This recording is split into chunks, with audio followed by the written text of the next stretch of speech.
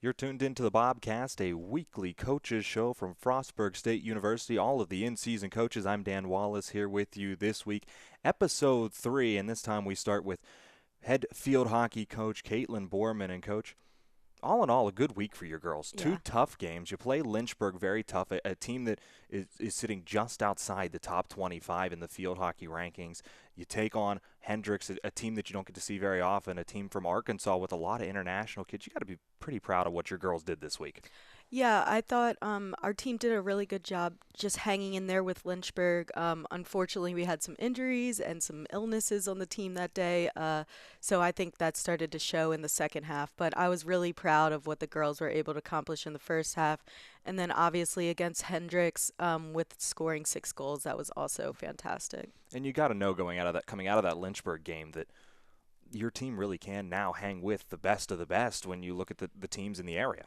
Yeah, that's something that I've kind of been trying to tell them. You guys are much better than I think you are, and I think we've kind of shown that against Dickinson, against E-Town, and now against Lynchburg, and I think they're really starting to feel that energy. So yeah. And then you take on Hendricks on Saturday. You put up a 6 spot against Hendricks, and maybe some unsung heroes for you in that game that don't see as much of the glory. Logan Gladden, a hat trick in the game. Incredible work out of your girls to put up a 6 spot. Yeah, Logan Gladden is just, uh, she's just a teammate that everybody would want to have. She's a hard worker. She's always staying positive, and I'm just so glad she was able to have that hat trick yesterday. She did a really, I mean, sorry, Saturday. She did a really fantastic job, so I was really proud of her. What did you see going forward out of your girls in that game? It seemed like there was almost a different mentality with them in the game. Like maybe they got a little bit of confidence against what they were able to do against Lynchburg to carry into Hendricks.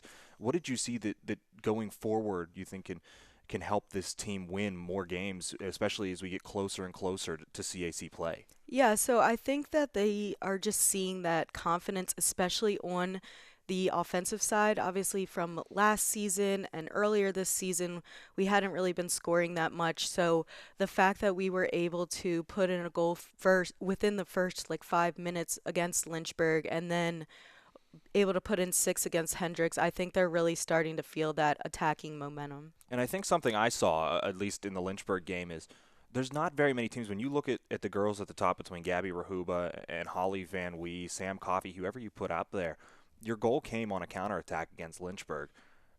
I don't think there's many teams in this area that can keep up with your girls in terms of speed. You have a very quick team. Yeah, we have a lot of speed on the forward line, and we definitely use it to our advantage, especially on the counterattacks. We try to really use it to our advantage on our attacking press to keep the ball up in our attacking end when the defense is trying to outlet. So, yeah, our speed on the forward line is definitely great. And we move it back now to that back line. It seems like you finally found a combination back there that works. You moved Liz Davis up into more of a midfield role. You dropped Brooke Lafayette back onto that left side between her, Kara Morrell, and Savannah Newbert. It looks like you've got good things going back there on the defense now. Yeah, so Savannah Newbert and Kara Morrell are just obviously fantastic back there. They've been that back there for a couple of years now, and Brooke Davis, I mean, sorry, Brooke Lafayette. It's always a little nerve-wracking to put a freshman Mm-hmm. back on defense, but she's just doing fantastic. So we couldn't have asked for more. And obviously, Liz Davis in the midfield is doing a great job, really keeping the ball up in our attacking end and just keeping it out of our defense. You've got quite a few upperclassmen this year. You're a few weeks into the season now. Who's really taken over? Who can you look at in the locker room and lean on? As if you're not around to talk to the team, what girls can you look at and say, those are my team leaders who can really pump this team up and get them going? Yeah, I would say obviously our captains in Ivy Meisner and Liz Davis, they're always just working so hard. They really lead by example on the team. Another person that just is nonstop, always uh, always focused and just always ready for field hockey is Kara Morrell. So those people are really holding it down for us. So yeah. Couple more games this week, non-conference matchups once again. You start on Wednesday against a Hood team that you got to see play Hendricks yesterday. What do you think you can exploit come Wednesday evening when you take on Hood? I think our speed obviously is going to be something that we are going to be able to show off against Hood. And I think just our passing combinations and are really going to we're going to be able to move the ball around them and obviously hopefully get a lot more scoring opportunities. Then Saturday, you traveled down to Bridgewater to Virginia to take on Bridgewater College. Another tough game for you. What can you tell us about the Eagles, and how do you look to come away with a victory down there? Yeah, so Bridgewater is going to be another tough opponent. We always play them pretty close, and again, I'm hoping this year that we're able to take that game. They obviously are a good program in the ODAC, so it would be a really great win for us to get Bridgewater. So 2 games this week, 2 tough opponents once again. Caitlin, we thank you for joining us. Week 3 here, the Bobcast. Thank you. Stay tuned, folks. Coming up next, we'll talk to head football coach Delane Fitzgerald. You're listening to the Bobcast.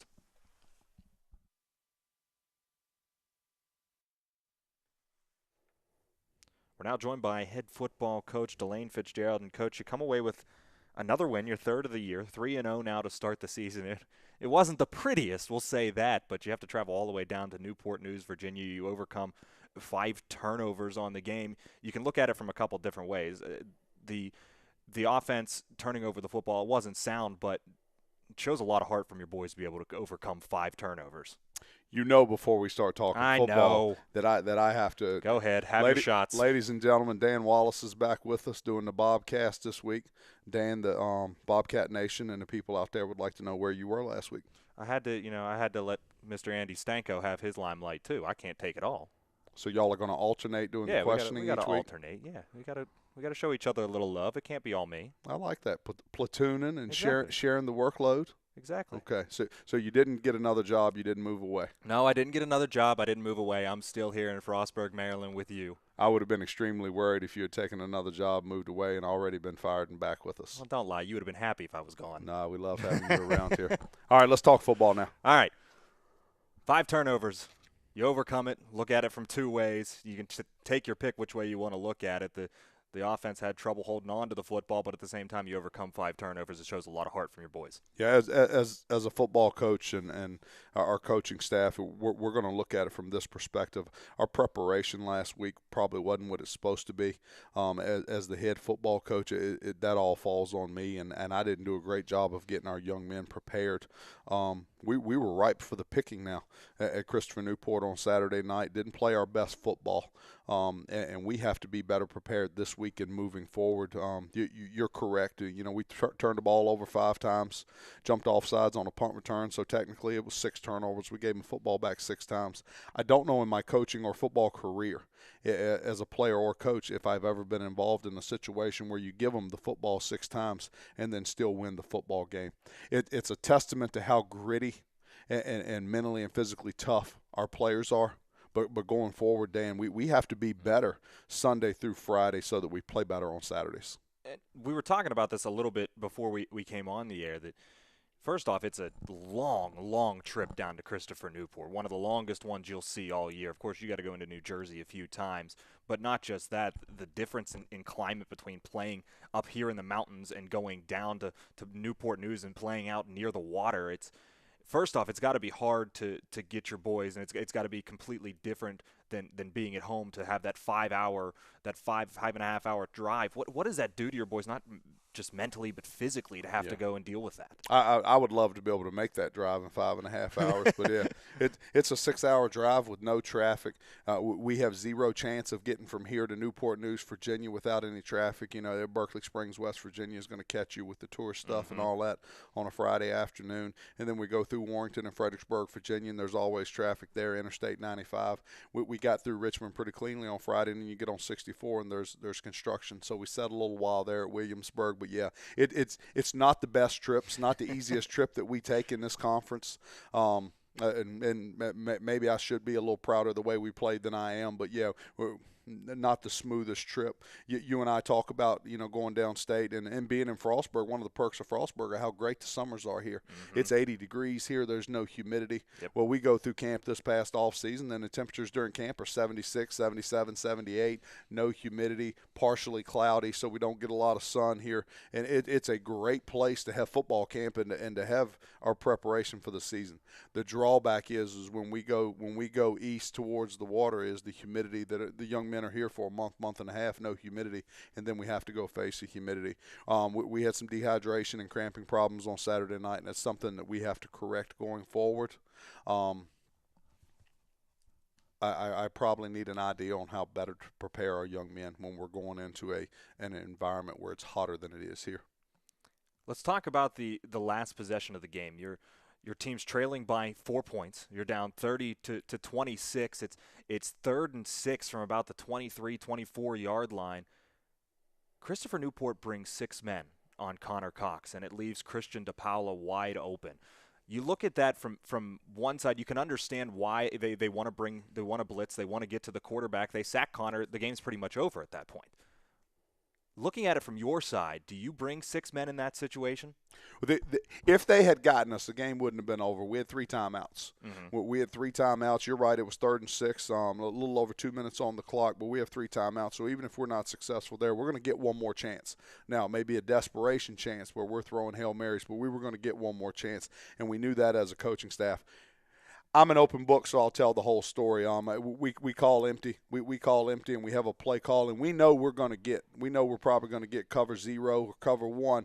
We didn't know they were going to bring 6. Coach Hyatt, the offensive coordinator, myself, we attempt to check the play. We're thinking about checking the play because we don't like what we're getting. And Connor looks over and waves us off. The beauty of having a junior quarterback that's now played in 24, 25 football games is it's not his first rodeo. He looks over and waves us off. We didn't like what we had. He knew exactly what was going to happen, and this is what they blitz 6 guys. We're in empty, so we only have 5 people to block them. 1 guy's coming unblocked. Connor knew that he could buy himself 2.5 seconds, and he knew who was going to come wide open in the back of the end zone. Impressive by him to read it the way he read it, and then it was an impressive route by Christian DePaula, and he's a big target in the red zone, and Connor likes him down there. You go this week without Grayson Boyce, who's been very good, especially in the red zone for you guys. But you have so much depth at running back. Step in Jamal Morant. He ends up as the NJAC Offensive Player in the Year, over 190 all-purpose yards. It's got to be a great feeling to know that you can throw, whether it be him, Gavin Lavatte, whoever you want in that backfield, and pretty much do whatever you want in the running game. Jamal's a good football player. Very, very deserving of the Offensive Player of the Week honors that he received. Jamal's been a good player since day one when he stepped here on this campus last year and continues to be a good football player. We are deep. We're deep at the running back position and proud of that because we've recruited very, very hard to get deep at that position. I don't know what can you say enough about Jamal. You can hand Jamal the football inside and he does a nice job. You can hand it to him outside, he does a nice job. You can throw Jamal the football, which we did a couple of times the other night, and he had 80 yards receiving. Very hard to bring down, very hard to tackle. A gutsy young man. We have to get Gavin Lavatte and Jordan Brown going. Need to get Gavin and JB going and have them, lighten some of the load on Jamal the next couple of weeks. And then when Grayson gets back and gets healthy, we'll be happy about that. But right now we don't have him. Week 4, you head out to Rowan. What can you tell us about the Profs? You had a tough game with them last year here at Bobcat Stadium. Yeah, had played them 2 years in a row now, and we're 1-1 against them. You're right. Had a tough game at their place in 2015. We're winning at halftime. Don't play very well in the second half, and they get us. Last year, we were down in the 3rd or 4th quarter to them. We were able to finish, and yeah, they're a tough football team. Defensively led. The Rowan Profs, that defensively led, that they have been great on defense for 10 or 15 straight years. The head coach is a defensive guy. They do a nice job with their defensive schemes, always have good defensive players. The thing that they're doing better this year is they're better on offense. So new quarterback, new running backs, new wide receivers, they're doing some things. Their offensive line's playing well. They're doing some things on offensively that they haven't done in the past. I expect it to be a battle and a very close football game, just like it's been the last 2 years. Well, thanks, Coach. We thank you for your time. Week 4, the Bobcats, they head out to New Jersey to take on the Rowan Profs. Look to go 4-0 or 1-0 in the mind of Delane Fitzgerald for the 4th time this season. Stay tuned. We'll be back on the Bobcast in just a moment.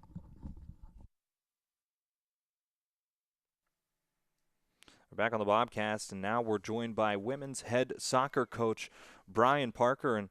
And Coach, so far this year, it's been a little bit of a tough year for you. Your girls have really yet to find their stride. Another tough week for you. A 2-0 loss to McDaniel, an extremely good team, a top 25 caliber opponent, and then a loss at home over the weekend to Stevenson. You're getting closer and closer now to conference play. You open up conference play next Saturday when you travel down to Wesley. You don't really get into the full swing of conference play until the final week of the month. What can you do? What do you do as a coach now to really get your girls in the right mindset heading towards that conference play when you know it's so close? Well, every game is a unique challenge. Every game is an opportunity for us to test ourselves against a different kind of opponent and evaluate where we are at the individual level, obviously collectively in groups of players on the team and as an entire roster. So we're just continuing that process. Let's evaluate, let's learn, let's get better, let's try to minimize mistakes and emphasize the things we know we can do well. Try players in different positions and get the mix and match right. I mean, that's what the non-conference part of the season is about. We've gone out and challenged ourselves in terms of our schedule, and I think it's very possible all of our non-conference opponents will have winning records at the end of the year. So, hopefully I don't really think we're too far over our skis in terms of quality opponents because we've certainly been competitive in all of the games. So this week we're just two very different, as you mentioned, kinds of examples. I think Saturday we were kind of our own worst enemy, made some mistakes and allowed goals, but we did tons of things right and certainly created good chances and tested their goalkeepers. So, again, minimizing the errors and fine-tuning some of the things we know we can do well, and that process will continue again this week. Speaking of that, there were some bright moments for your girls, especially on Saturday against Stevenson. These two games, what can you take away from them that you can build on, that you can look at it as positive and say we can use that going forward? Well, like I said, we're trying to be a possession-oriented team. We're trying to use the talent we have to keep the ball on the floor and break our opponent's pressure and get decent chances to score. And we're making progress in those areas for sure. I think we've got a pretty good defensive team.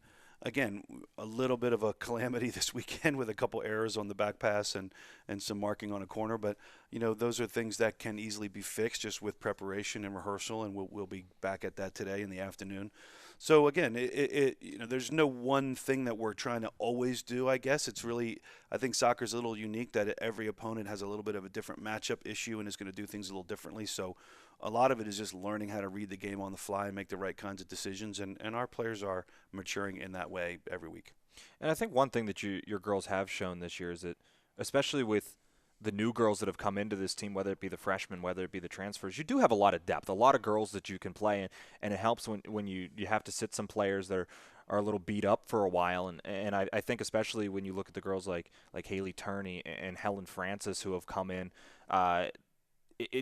it seems to me like this year there's a lot of girls that can play not just one role, that can play multiple positions and can really help you out from a depth perspective. Well, I think in any competitive sports endeavor, where you have lots of players available, that's the challenge, isn't it? Is to kind of demonstrate your confidence as a coach by going back to some of the players that can do things that you expect of them, but also realizing that you've got some depth and you can try some different players and give different players a chance and sort of see who's in form, I guess is the frame the term you'd use, who's actually playing well now and maybe playing well in a particular position. We do have some very versatile athletes. I think Jess Dunnigan always comes to mind about. I think she played in every third of the field, actually this past weekend even. So she's just a good soccer player, period. And I think she can do a lot for us. So there are going to be times when we're going to mix and match in those kinds of ways, and I just think it does make us a better team. But we do have a good sized roster, and we're going to use all the players we think we need to use to be as competitive as we can be. The biggest struggle for your team this year so far really has been putting the ball in the back of the net. Where do you turn when you're in such a drought, where do you look to find those goals? Again, who's in form, who's feeling good, who's have had a good week of training. Where is a matchup in their opposing defense we can exploit or maybe take advantage of. We have different kinds of players up front, some that prefer to run, some that prefer the ball to feed, and how we can mix and match those skill sets with different opposing players, is what it's about. And so, we got a lot of what we wanted, I think, on Saturday, but just, came across an outstanding goalkeeper and some pretty good defenders who made things difficult for us. But it will come. I think the level of play we've aspired to play at is a challenge for our players right now, and they've done everything they can do to rise to the occasion, and we expect it will pay dividends here as we enter conference play. 2 more games this upcoming week. One non-conference is Catholic comes to Frostburg, and then you go down to Dover, Delaware to open up CAC play when you take on Wesley. Let's start with Catholic. What do you expect to see out of that Cardinal team, and what do you think you can exploit? So another good athletic team. Catholic has always been a little bit more of a possession-oriented team, but certainly has athletes and can run at you.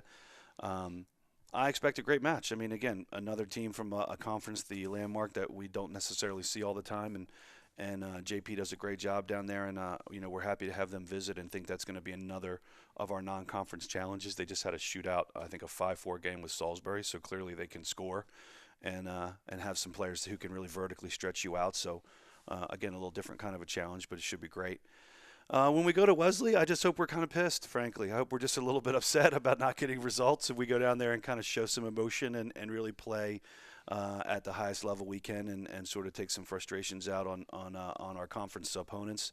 It doesn't matter that it's Wesley, or it doesn't matter if it was Christopher Newport or any of the other better teams. I think it's time for us to kind of turn the page and kind of show, kind of prove that we understand, that sort of a 2-part season and the conference games have a little special meaning. So I think we're very ready for the Saturday game. Well, thanks, Coach. Best of luck to you in your 2 matches this upcoming week, and we'll talk to you again next week. Thanks for the time. Take care. Stay tuned. You're listening to the Bobcast, Episode 3.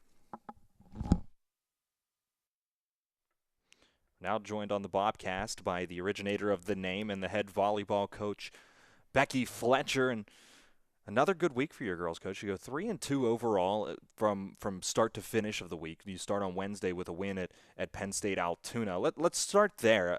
A solid win, a 3-0 win against a Penn State Altoona team that I really think you thought going in that you should be able to take care of rather easily. I actually thought it was going to be a tougher match. We just came out and we were on from the start. Our passers were on, our setters were on, which made everything a lot easier for every single person in the game. You then go on over the weekend. You go to the Ginny Hunt Classic in Worcester, Ohio. You play 4 matches there between Franciscan, Worcester, Capital, and Pitt Bradford. Let's start with Friday. 2 matches, a 3-0 win against Franciscan, and then a 3-1 loss to a very good Worcester team. What did you like from your team over the weekend starting on Friday? We came out Friday on again. I think that we came in with some confidence from our win from Penn State Altoona, and we played extremely well and extremely efficient against a good Franciscan, a scrappy Franciscan team. And then we started off super strong against Worcester, and then I think that they made some changes, and we didn't adjust very well to it, and the results of that game kind of show that. We started to kind of get less aggressive through the match, and because of that, we lost on Saturday, and that kind of is a good learning experience for us, I guess. They're a good Worcester team. They were very strong offensively, very strong defensively, and it was good to get some good competition under our belts and gain some good experience from that. So then you look at Saturday, another tough matchup with Catholic to start, and then Pitt Bradford to follow. A 3-0 defeat to Catholic, a 3-1 victory over Pitt Bradford. What did you like from your girls on Saturday? We were scrappy on Saturday, and we really did a great job of getting our middles involved in the game. And for us, that's kind of been something we've been harping on all season is run our middles, run our middles, run our middles, because our middles open everyone else up. And our middles are extremely efficient in their hitting percentage, and they're being extremely successful. So it's great to see us get them involved in the game and keep them involved in the game. And that starts with our great passers in the back row who are delivering great passes to our setter, and it gives our setter a lot of options. It's really great when our setter has 3 different options she can set up there and runs a fast middle and keeps that other team on their toes.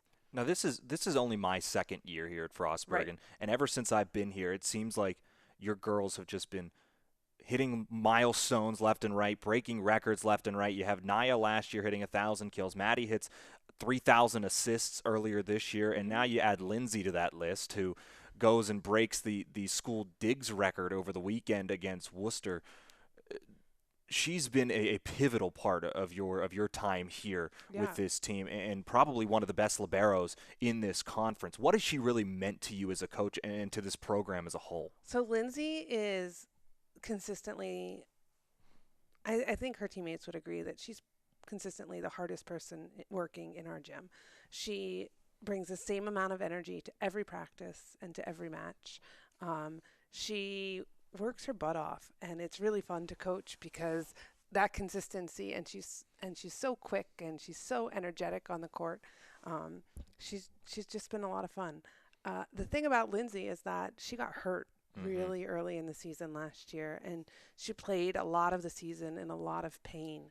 And then they kind of finally decided that maybe it was a little bit too much, and she missed almost half of our season last year and still somehow managed to break this record. And so in the interest of keeping her healthy this year, she hasn't been playing libero all year. She's been playing libero kind of every other match for us, so that we're keeping her healthy and keeping her ready for those really important games at the end of the season. And that's kind of our goal with her, is to keep her healthy through the season. And you wouldn't know it. You wouldn't know that she has some bad days and some good days by her play, because she is just so determined and so competitive. And it was really great to see her reach that milestone. And it's, with every dig, she breaks it again. So she's got another, 6 weeks of season to see what she can do and set that record even higher. And you mentioned the fact that last year she spent a lot of the season hurt, over half of the season not on the court. And you have some very, very capable girls to fill that libero role, whether you look at Katie Lowe or Corey Smothers. But Lindsay is just this veteran presence, and I'm sure she's one of the biggest leaders in your locker room. Absolutely. What has it done for your team early on this season to just have her back on the court instead of having to sit on the sidelines? Yeah, she, like any good competitor, doesn't like to sit on the sidelines. She learned a lot from sitting on the sidelines, I think, just in the aspect of watching people maybe not have everything on the court that day, and how frustrating it is to see that, and she wasn't able to give it. So I think she's really taken an opportunity of every point she's been able to play this year, and it's really fun and really great to see her take advantage of that. Now let's talk about what's coming up for you this week. We start in the middle of the week, a long trip down to D.C. Not that long, but when you have to deal with the D.C. traffic, it gets a lot longer when you have to go to Catholic. So you go to Catholic midweek. What do you expect the challenges to be, and where do you think you can do well against the Catholic Cardinals? So Catholic is tough. They've played a really tough schedule, and they've been extremely successful this year. I think that they're probably having one of the best seasons they've had in a while, as are we. I'm looking for us to go in and get a great match under our belt midweek. They're running a pretty fast offense, so that'll be a good test for our blockers and our defense, and it'll see if we can, compete. Over the weekend, then you head to Lebanon Valley. 3 more matches over the weekend with Newman on Friday. Then on Saturday you take on Misericordia and Lebanon Valley. 3 more tough matches. This is the fourth weekend in a row that you've been gone all weekend of these tournaments. I mean, you've got to be exhausted by this point, first off. But second, it's another great test on the road with 3 more matches in quick succession in 2 days. We get it. We get our bus legs, we say. We kind of get on the bus and we get our bus mode, and we have our routine. We watch some movies. This weekend we apparently ran out of movies and watched some kind of disco dojo workout video for a bit. It was pretty fantastic. But no, they're great on the bus, and they're great when we travel, and I think that is something that is very much a part of our conference play, the travel. We're not close to anyone in our conference, so being able to have those experiences for us are really great. Going into this weekend, 3 more tough matches to get us ready for conference. And that's what we keep talking about this season. We play tough games and we travel because we want to be ready for our conference play. There's nothing worse than going unprepared into conference play because you haven't played teams tough enough, or that you haven't played traveled enough and know what it's like to get off the bus and have to play. So I think that, I'm seasoned enough to know those kind of things, and my team, having this great core group of seniors, they're seasoned enough to know that, hey, we've got to take advantage of every point that we get and every opportunity we have to get better so that come November we're still playing. You heard it here. Becky Fletcher, thank you again. Third week in a row on the Bobcast. We look forward to talking to you again next week. Thanks, Dan. Thanks for having me. Stay tuned. You're listening to the Bobcast.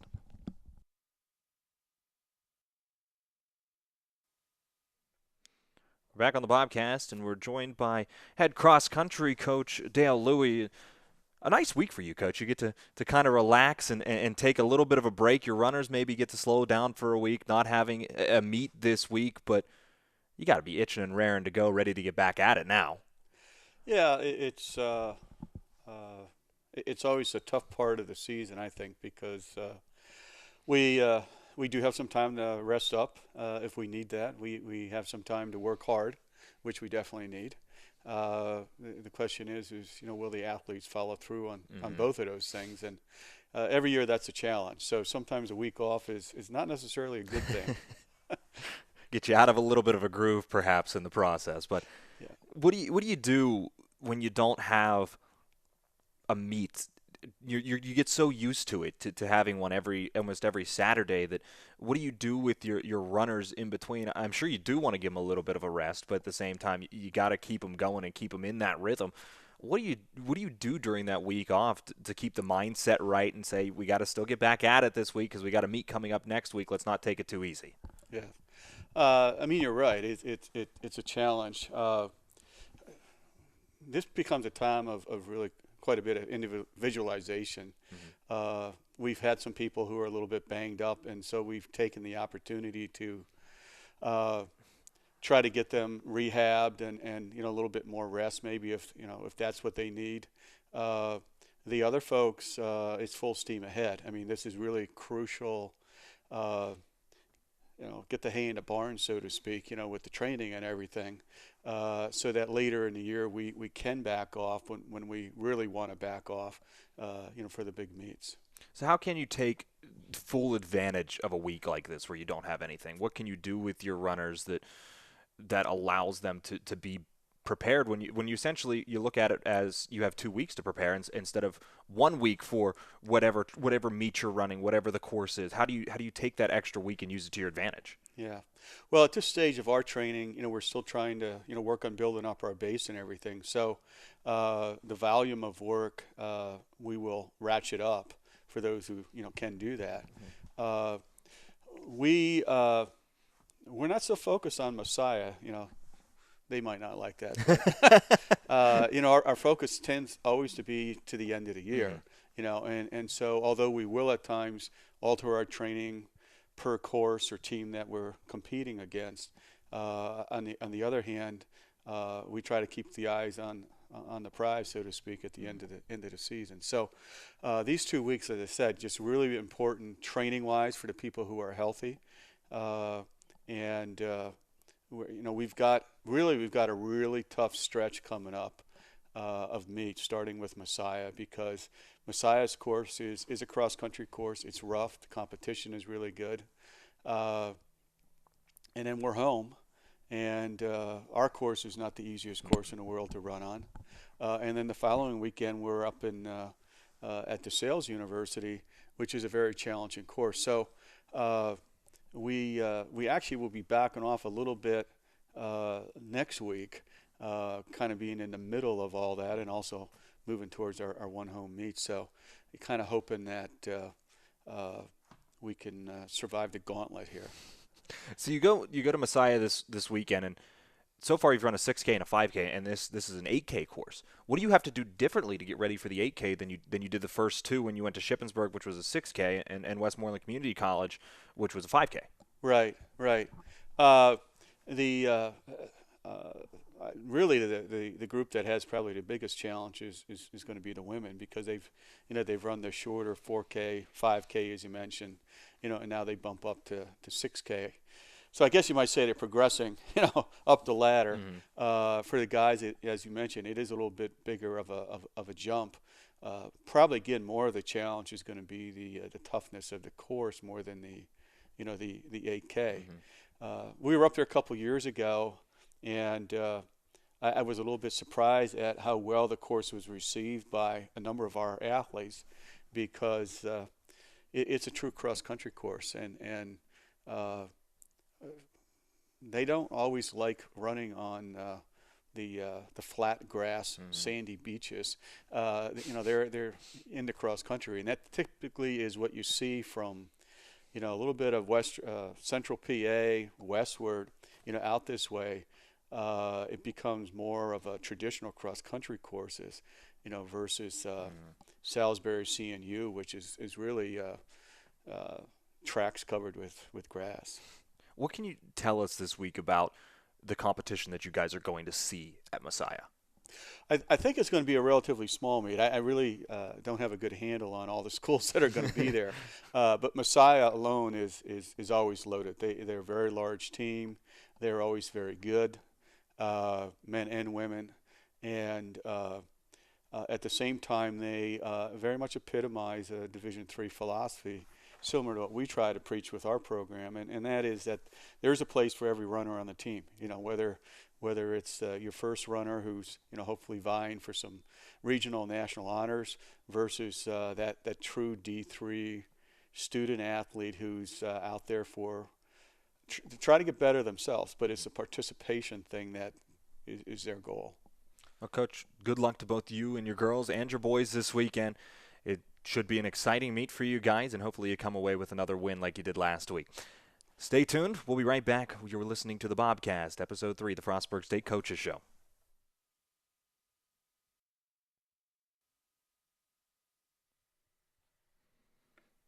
Back on the Bobcast, and here with us this time, it's men's head soccer coach Keith Burns. Coach, 1-1 for you this week. You have a very good outing against Penn State Altoona, and then a bit of a letdown against Washington and Jefferson over the weekend. Let's start with talking about Penn State Altoona.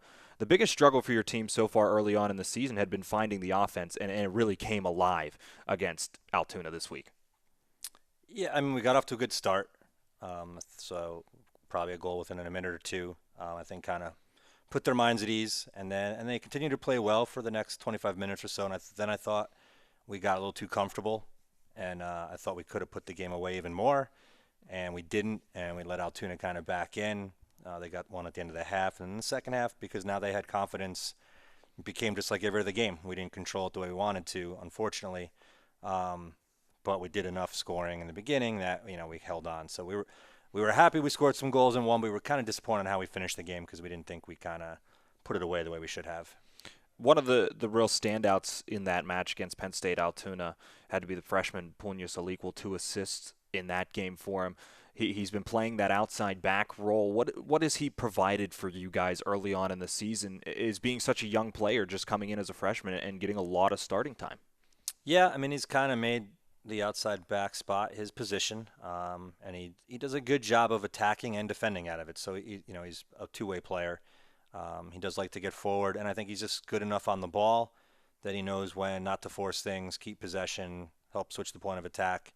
But when it's on, he can get forward and get crosses off, and get balls into the box that can be dangerous for the forwards and other wingers.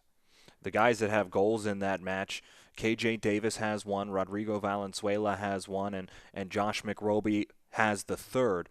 We've talked about it before with Josh really needing to be that number 9 for you guys this year, but it's nice to see that you can get some extra help from your midfield, especially guys like Rod, who's a big veteran presence on this team.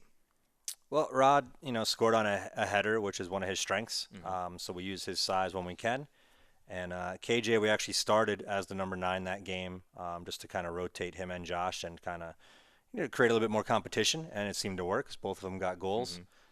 So if they can kind of continue that mindset where they're battling each other, hopefully that's one of those things where it just makes us better because they're just trying to, put balls in the back of the net to make sure they keep playing time. Second game of the week was against Washington and Jefferson, a 2-0 defeat.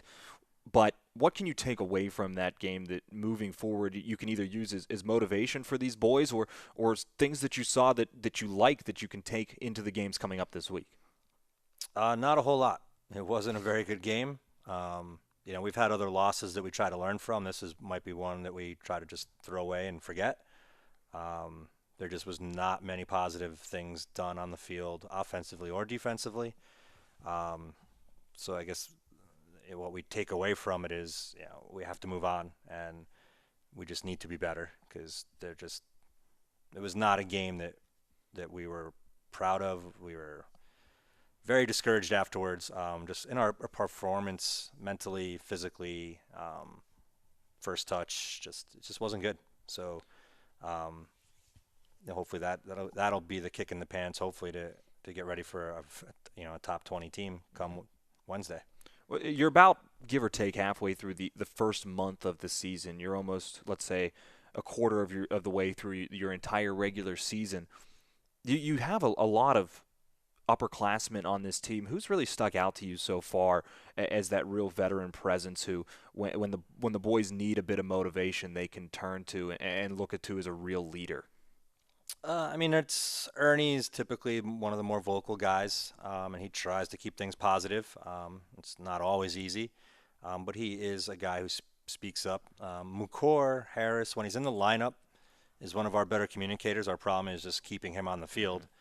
We've only had him for a handful of games, but when he's back there as a center back especially, he's a guy that tries to organize and keep people in line and tell them where to go and what he sees, and use his experience to kind of just make sure we're all on the same page. Some of the other guys, unfortunately, are a little more quiet, but I think when they get their opportunities, they try to speak up as far as just trying to help the young guys come along. But probably Ernie and McCord, probably the two more vocal guys right now. Let's talk about your games coming up this week now. And you already mentioned you have a top 20 opponent like Lycoming coming to Bobcat Stadium midweek for a Wednesday match. And we'll start there. What do you hope to see out of your boys against a very, very good Lycoming squad? Just some passion.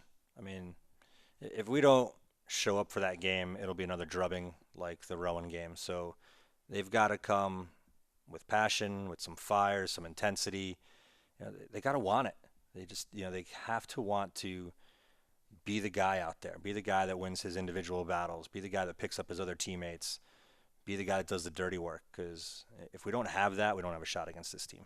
Then Saturday you head to Dover, Delaware to take on the Wesley Wolverines, the opener for CAC play. You don't really get into the full swing of CAC action until the following weekend when you host St. Mary's. But to open CAC play, what do you need to see out of your guys going forward for them to really be ready to go heading into conference action? Well, I think we'll know a little bit more after the Lycoming game, kind of where our intensity was. And then after that, we'll see where the confidence is. A good result or just performing better than what we've done will hopefully help the confidence. And then at least with CAC play, it's like a fresh start because that's kind of what we're playing for. We're playing for that playoff positioning. We're playing for the automatic bid. The non-conference stuff was just there to kind of help prepare us for that. So it's a chance to kind of start fresh, which is, a way we'll have to look at it based on what we did with the early results. But it's the second season coming up, so that's something to look forward to. Looking at that Wesley game on Saturday afternoon, what do you think your strengths are going to be against a Wesley team that could give you some troubles on the road, especially having to travel that far to Wesley? What do you look to do? Where do you think you can exploit weaknesses? Well, we haven't had the scouting breakdown yet, but based on last year, I thought we did a good job possessing the ball. So if we're sharp in possession and switching point of attack and just, take them out of their game plan by keeping the ball, I think that's one of the things when we're successful, it's one of the things we do well. So that's something we'll look to get back to. And then, just getting more players forward in the attack and putting their back line and their keeper under pressure. Again, I think that's where we kind of saw the best results last year. All right, Coach, thanks. Best of luck to you in your 2 matches this week, and we'll talk to you next week. All right, thank you. That'll do it for the Bobcast this week. Episode 3 in the books. We'll be back with all of the coaches again next week, week 4. It'll be coming to you on Monday afternoon once again. Until then, I'm Dan Wallace saying so long and have a very pleasant week. You've been listening to the Bobcast